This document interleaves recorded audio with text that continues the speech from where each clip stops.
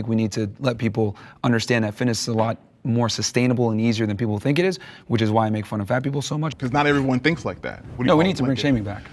Okay. We need to bring shaming back in so many other regards besides obesity. We need to do it with sluts. We need to shame fat people. We need to shame everybody. Because shame, I mean, you deserve to be depressed if you're fat.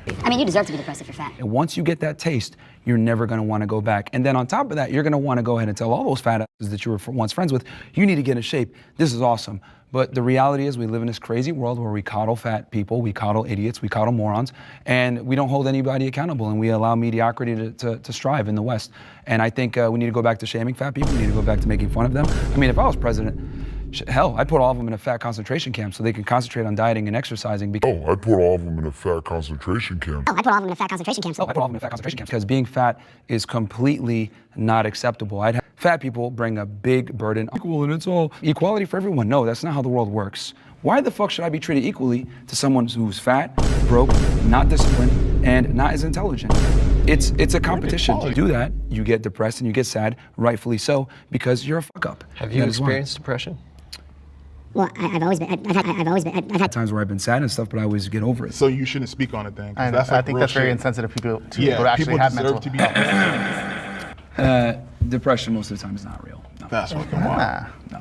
That's fucking wild. It's The not. earth is flat. A lot of the times when people are depressed, it's because of their own inadequacies. I'm not going to go ahead and give the same level of respect to someone who's a frat ass to someone that has worked really hard and diligently on their physique. Well, you could judge a lot just off of someone's physique. You'd be like, okay, well, this guy is lazy through their physique. It's the truth. You can be a fat ass on one end and say, I'm going to just continue to eat cheeseburgers and put on TikTok, and that the person that is training, using PEDs, etc., I'd respect that individual more than the fat ass. And calling me a piece of shit doesn't motivate me to get more fit. Well, we need winners and losers. No, we need winners and losers. The industry like, there's is going to the be one inevitably there's going to be losers. Correct? If you don't respond favorably to shame and bullying, etc., and you don't overcome it, you're effectively a loser. The one thing about you can never believe what women say, man. And the reason why there's so much pushback on this whole body positivity and people make fun of Lizzo, rightfully so, by the way. People aren't going to sit there and be like, let me see if he's a good person. No, they're just going to assume that you're lazy, which you are, by the way, when you're fat, and you don't have discipline, which you are, by the way. Whose fault is it that they chose an unsustainable route to lose weight?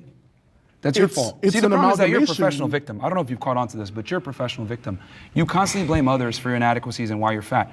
The reason why you're fat... I haven't blamed not one person for where I am. Yeah, because you're always like, but it's tough and all this other stuff. The reality is this, man. Wait, you eat too much and you don't exercise enough. I'm trying to figure out where these misconceptions about me are. Again, you can say whatever you want to say. I do want to press... Like I said, I called you out, and I said, everyone has an excuse for why they're fat.